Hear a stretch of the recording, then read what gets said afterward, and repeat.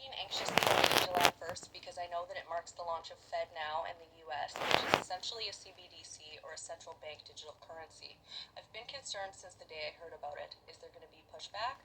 Are Americans just going to hop on it without a fight?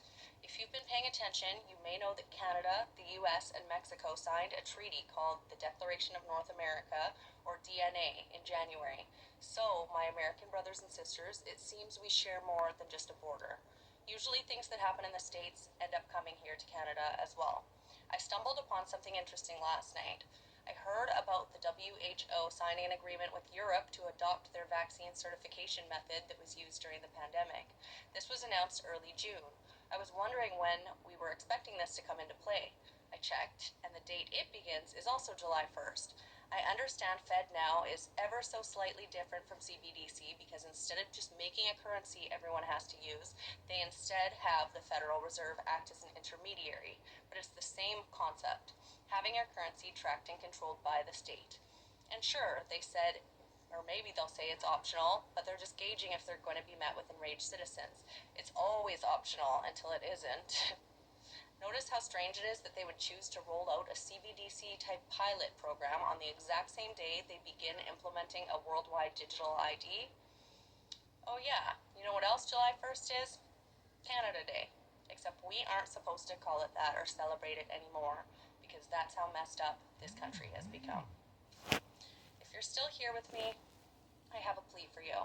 Wherever in the world you come from, hear about how convenient, secure, and interoperable a new system is, either a central bank currency or a digital ID, just know this. These words have been carefully analyzed to prey on your emotional state after these insane 3 years we've had. People felt unsafe, so they craved security. People got so used to living in a bubble that now they long for the convenience of curbside pickup and doing everything digitally to avoid human connection. This isn't how we're meant to live.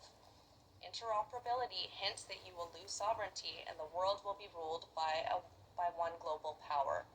These words are code for surveillance and control. Think about what your government has done for you lately, and then ask yourself if they deserve your trust. If they're able to get these two ambitious goals in place, both the control of the currency and the digital health passport, or essentially digital ID, they will gain total control, and you will have no one to blame but yourself for complying with their demands.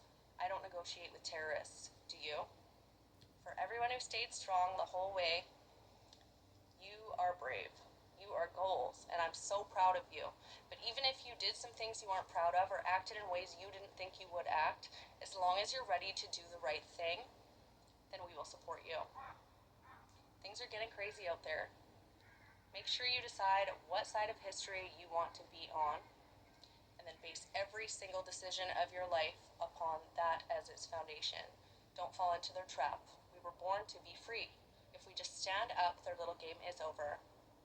Much love.